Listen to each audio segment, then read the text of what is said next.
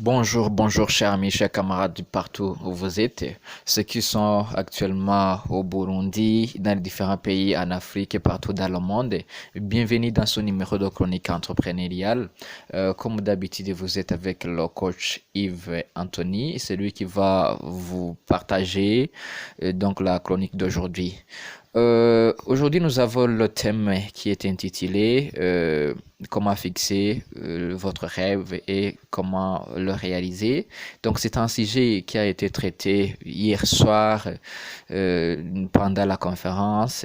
Donc, on a beaucoup insisté, on a beaucoup travaillé sur ce sujet. Et puis, donc, la première chose que nous avons découvert, on a vu que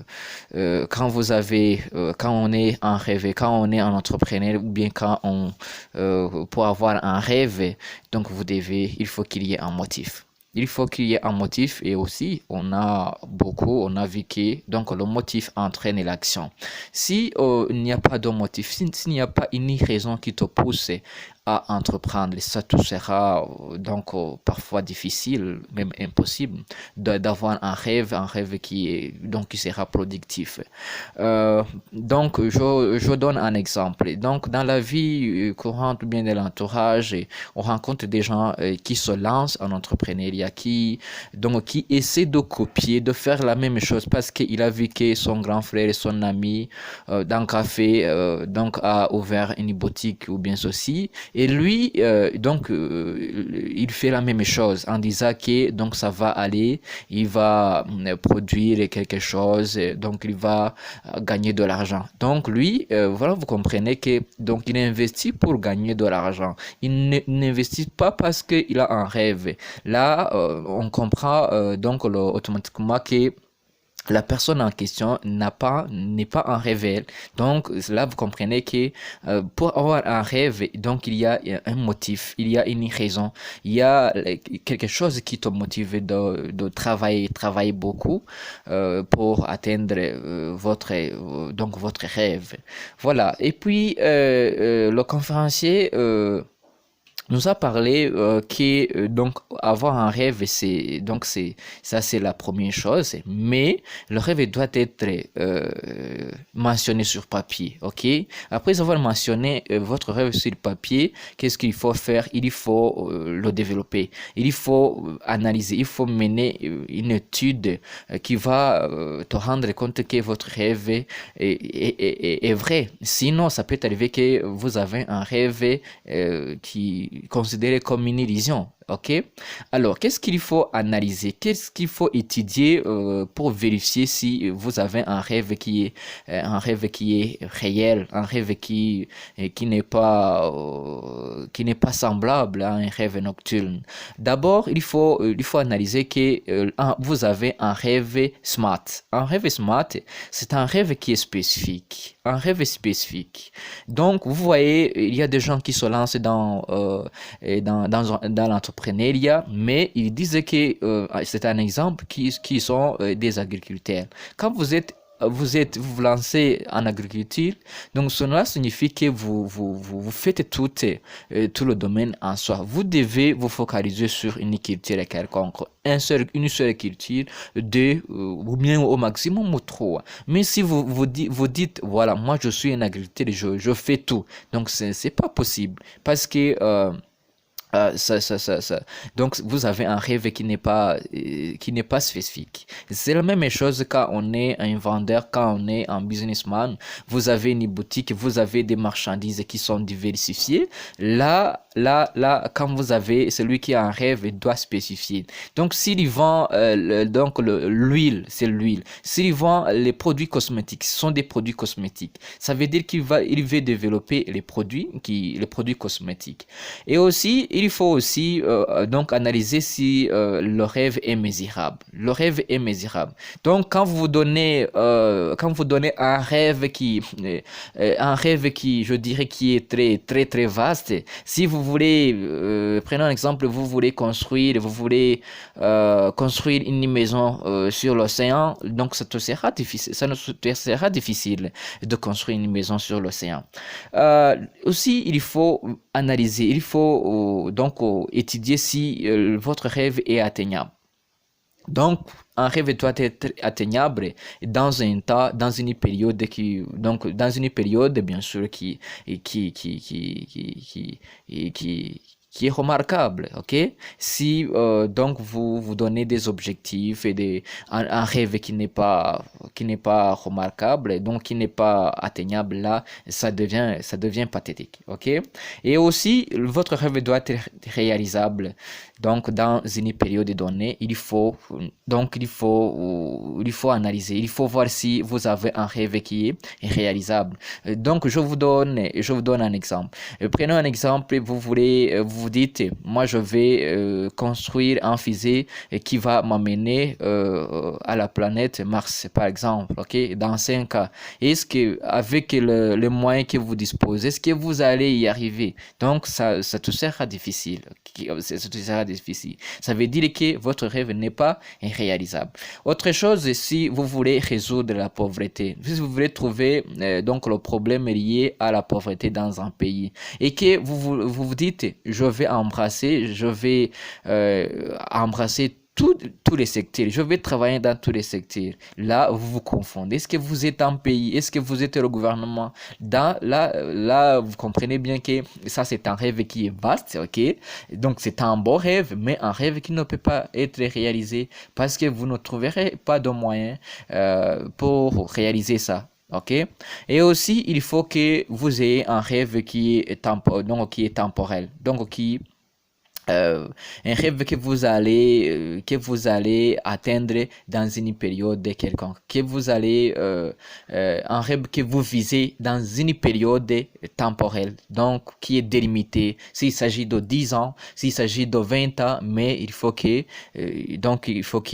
l'objectif, il faut que le rêve soit temporel. À côté de ça, il a parlé aussi des capacités de leadership. Parce que vous voyez, après avoir construit votre rêve, donc vous êtes dans une équipe, vous devez avoir des qualités de leadership. Vous êtes un leader. Un leader doit diriger, doit conduire. C'est ça votre rôle. Donc, quoi que ce soit, vous devez apprendre, vous devez toujours manifester, donc vous usez votre caractère, vos qualités de leadership pour faire avancer votre équipe, votre entreprise.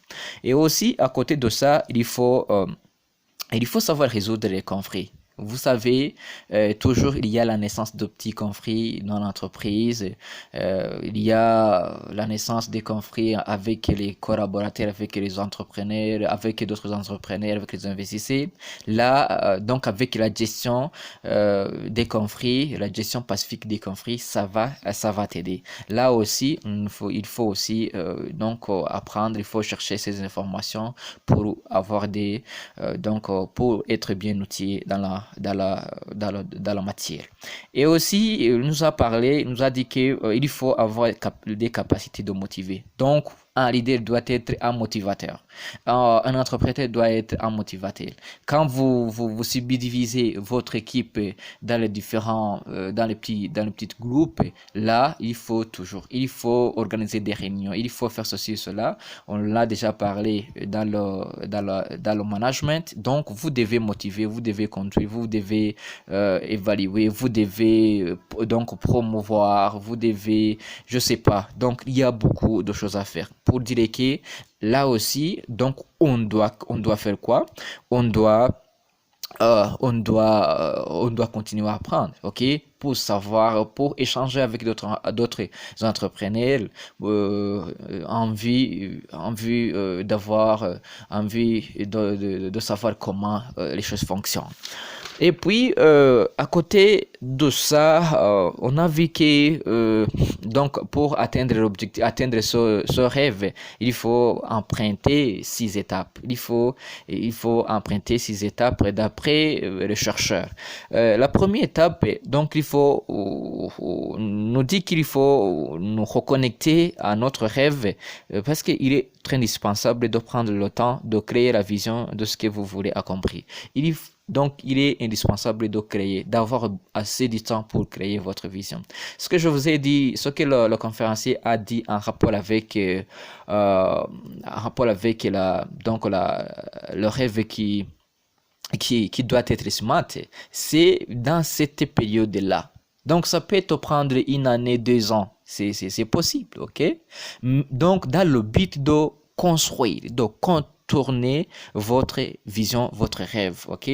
Donc, et puis après ça, il faut vous reconnecter. Il faut reconnecter. Il faut savoir que votre âme et votre esprit est reconnecté à la vision et reconnecté à votre rêve.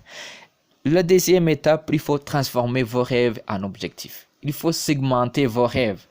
Prenons un exemple, vous voulez atteindre votre objectif dans 10 ans, bien dans 5 ans, là, vous allez segmenter. Vous allez subdiviser cette période en petites périodes ou bien en trimestres en quoi. Et puis, vous allez vous donner des objectifs à atteindre pour chaque période, ok?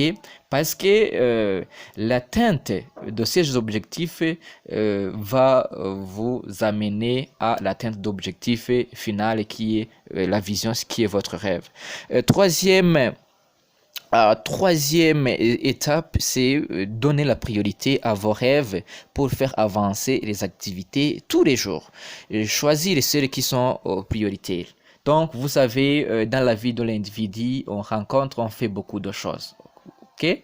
Donc là, il faut prioriser vos activités liées à votre parcours entrepreneurial, liées à votre parcours que vous menez, qui va vous diriger vers votre rêve. Sinon, quand vous mélangez, quand vous voyez que donc il y a un ami qui vous a appelé, vous a dit que à côté, donc on est en train de donner un job qui peut apporter beaucoup d'argent. Là, il faut laisser de côté. Il faut toujours vous concentrer à vos activités qui sont prioritaires. Et puis, la quatrième étape, il est nécessaire de définir le parcours, le plan qui vous mènera à la concrétisation de votre rêve. Donc, il faut faire un dessin, le chemin à parcourir. Parce que c'est une aventure, vous savez, ok? Donc, il faut faire un plan, ok? Parce que aussi, vous voyez, donc le chemin à parcourir, ce n'est pas une ligne qui monte vers un rêve, c'est une ligne qui est sinusoïdale, qui descend, qui monte, qui monte, parce qu'il y a des challenges, il y a des difficultés à surmonter. Là, donc, il faut bien dessiner le plan et il faut aussi même identifier les différentes zones d'embûches qui peuvent vous bloquer pour ajuster pour trouver une solution. La cinquième étape, c'est donc faites régulièrement le point sur votre avancement et prévoyez des ajustements si nécessaire. Là, au cours de votre de l'activité, au cours de votre aventure, vous vous évaluez. Il faut vous évaluer régulièrement parce que je dis, il peut y avoir des difficultés, il peut y avoir des challenges. Là, donc vous prévoyez, vous apportez des ajustements si c'est nécessaire. La dernière étape, il faut sachez reconnaître que vous avez franchi une étape. L'atteinte d'un objectif est pour passer à une autre étape. Là, vous devez savoir, vous devez définir ce qui va vous montrer que vous avez atteint un objectif. Là, vous serez à mesure d'affronter la deuxième étape.